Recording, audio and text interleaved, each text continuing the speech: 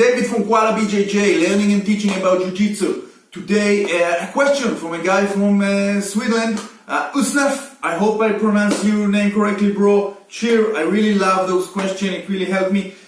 We start with a very simple question today. How to handle failing when you roll? Seems like a very innocent question, every white belt handle, but it raised so many interesting discussions that I want to share part of it with you. But guys, please comment on the videos, send me questions. I really love this discussion. I want to create some kind of a dialogue, and please subscribe to the channel. It really helps a lot, especially feeling that there's an audience outside. Cheer guys, and let's start. What I'm going to say about failing. So I have to define three different things in order to really address this question. First of all, why do we roll? What are the benefits that we gain from rolling? You all have some kind of answer, but I will argue about three different things that we need to acquire while rolling, and one of them is not so trivial.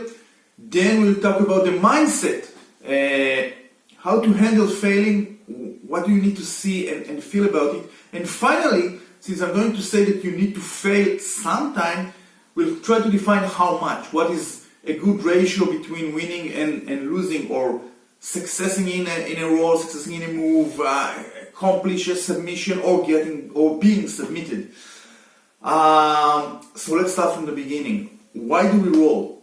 I will argue about three things. First, it's fun. It's great. This is what's so unique in jiu-jitsu. You can always do some rolling, see what works for you, enjoy the fight, the sweat.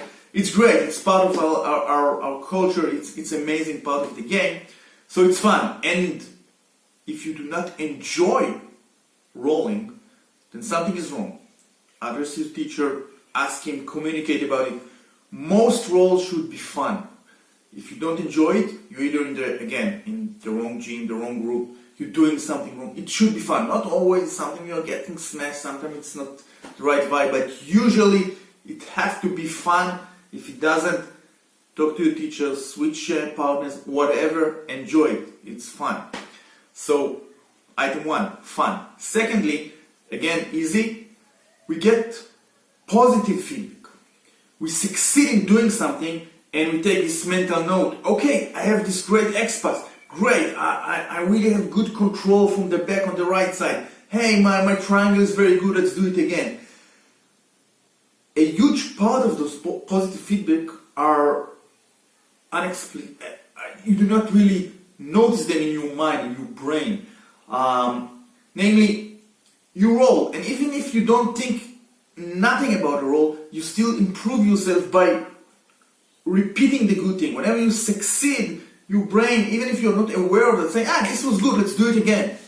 Now, if you want to enhance your learning, if you want to improve faster, try to take mental note about those positive feedback. Whenever you finish a roll, ask yourself, what was the best move? What I did correctly this time? I always say to my student at the end of every class, try to remember one thing that you did very good today. Just one. Don't try to remember everything. Write to yourself in your phone, in your head. Just talk to yourself and tell yourself, hey, today I did very good X-pass. Why? Because even if you won't think about it again, your brain just wrote it somewhere, and next time it will be more likely that you again go to the same move. If I have a great X-pass on my right, saying, hey, it worked today, then I will repeat it next time. And repetition is the key of any advancement, right? So if you will repeat where you are good, you will become better. So, first of all, side note, try to take mental note of what you are doing good, right? And if you write it physically on your phone or notepad, it will be even better. So why do we roll? One, it's fun. Two, get positive feedback. But the third reason, a very important reason why we roll, is for the negative feedback. What went wrong? And again, even if we are not aware to this, if we do something wrong, if someone catch me in a kimura and damn, he got me in a kimura, I will be more careful next time. If someone passed my guard, again, I will be more careful. But being aware to the negative feedback is harder, especially learning from negative feedback is much harder. So I will say that you must take it more seriously. You have to take note not only for the good things that you are doing, but also to the bad. And you need to address them as a learning process. You finish your roll, you just got passed 3 times. Ask yourself, how did he pass my guard? Oh, he did a knee cut to my left. Great. How am I going to block it? What is the defense? What did I did wrong to let him get so close, to put his weight on me? Right? He swept me with a flower sweep 2 times from the guard. Okay, I'm doing something wrong. Maybe I give him too much control over my sleeve. Maybe I'm not aware to his leg. Maybe I don't know a good defense from the flower sweep. Depending on your level of the game, you need to understand how to address this. I got submitted 3 times in the triangle. What should I do? We have a great video about asking specifically this question. If you're a beginner and you got submitted 3 times, I don't know, with a rear naked choke, it's not learning about rear naked choke defense. It's understanding how he got your back, right? How did he pass your guard and so on. But you have to understand what went wrong and what can I do to fix it. So the third reason why we roll is to get those negative feedback. But in order to fully appreciate them, to fully gain the value of that roll, of that lesson, we need to mentally address them. Notice what went wrong. Don't just say, oh, I got submitted. Say, damn, he passed my guard with a knee cut to the left, got the side control, established a mount, and then got an elbow on my right hand. Which of these 4 mistakes I can fix and how? So, while rolling, you should fail, because it's the learning process. And you should address failing. So we are going to the next stage in this talk. How should I think about failing? So you have to appreciate whenever you fail, whenever you get submitted, whenever you fail in a sweep, whenever you try and move and it doesn't succeed, that you just got a present. Your opponent just gave you a lesson. And in the end of the roll, you will say, something wrong with my scissor sweep. I don't know, you break my de la Iva guard too easily. Maybe my knee is not in the right position. Maybe I should change the ankle position. Maybe I should work more about my flexibility. Whatever. So, if you fail, you shouldn't say, oh damn, I suck in jiu-jitsu, I should go and learn aikido or something. No, you should understand that you just got a gift. More lesson. And you learn more from failure than from success, usually. A great sentence. Experience is what you get when you don't get what you want. So whenever you fail, don't be too hard on yourself. Just learn the lesson. Try to say, what do I need to change in order that it will not happen again? And if you will find what you did wrong and improve, then not only that you will grow and become a better jiu-jitsu practitioner, but also your partners. 8 years ago, I was rolling with a great rolling partner, and he had this great way of passing my guard with a long step to my left. And for a month, I was getting passed every time that we rolled, day by day, and I felt terrible. I was, I think, a purple belt at that time, and it sucks, just passing my guard and smashing me from the side. And it took me some time to notice that it's the same pass every time. So I tried one defense and work on it and drill it for 2 weeks, and then come back and try it, and it didn't work. And then I tried a second defense, and then it didn't work. And finally, after almost 3 months of him passing me in the same way and me trying different defense, I found a great defense. I'm using my other leg to get underneath his knee and sweeping. If you're interested, I will create a video, but it doesn't matter. But it worked like charm. It was a magic. Suddenly, he tried once and I swept him. He tried again, I swept him again. After, 3 or 2 times, I said, damn, you got this great defense. And he was keep trying, and after 2 weeks, he stopped using this pass on me and started to search for another thing. And 8 years after this day, I'm still using the same defense. The same counter for the long step on that side, and it's amazing. And I still remember this because it was so intense. It was so clear that I have a hole in the game, and he gave it to me. He showed me, here is your hole, here's your mistake. Because it didn't happen just once. Time after time, it kept passing me in the same way. I had to fix it. Instead of saying, damn, it's too good, I cannot fight him, and so on, I said, I need to fix it. And I found the solution. So I have this positive attitude toward failing, accepting as a learning process is great. Finally, I will say, you have to fail, even if you're very advanced. If you keep winning, there is a lot of learning out of winning, but if you keep winning, then you hide your holes. If you keep using the same pass over and over again, it's a bit contradiction to the previous story, but if you keep doing the same move, then you are not learning. Maybe your partner will learn, but you are not learning. You know that you can do it, right? So move on, learn another thing, or search for another partner, right? If you keep winning with the same move, then why do it? You know that you're going to win. Try another move, try to roll with another person. And this will be a bit tricky, but same about failing. If you keep failing, so in the first year, well, you don't know much, it's okay, fail, lose. But if you've been practicing for more than a year and you're still failing, something wrong with your partners, right?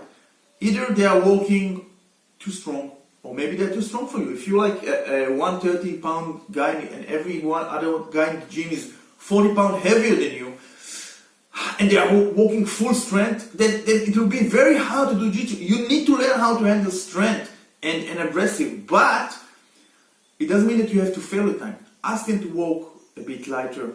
Find different rolling partner. It's legit, and in most gyms it will be totally legitimate to ask for another partner.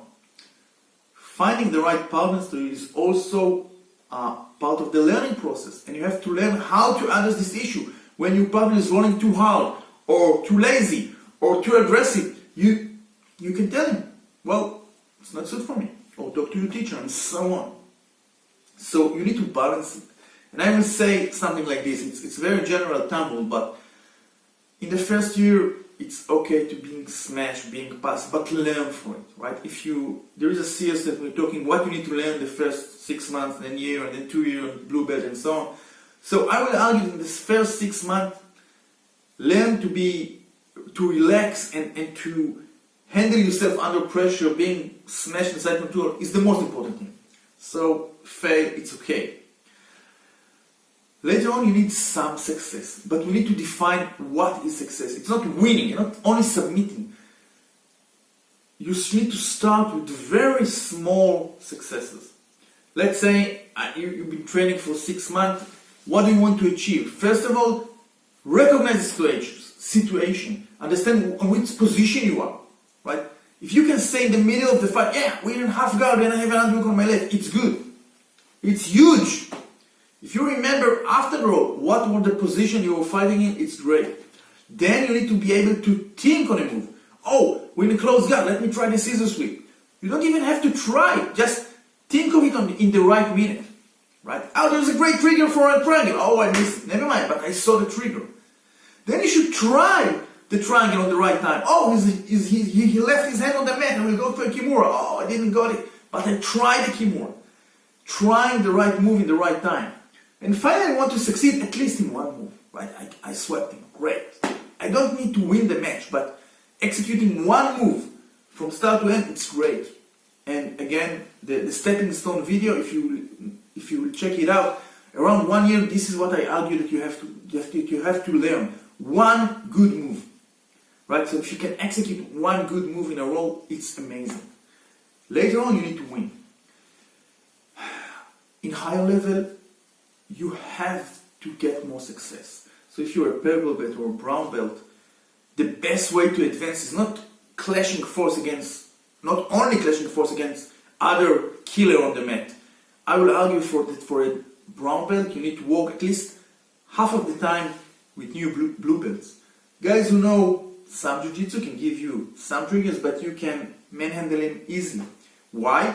Because now you don't have to beat them, you don't have to kill them over and over again with the same X choke.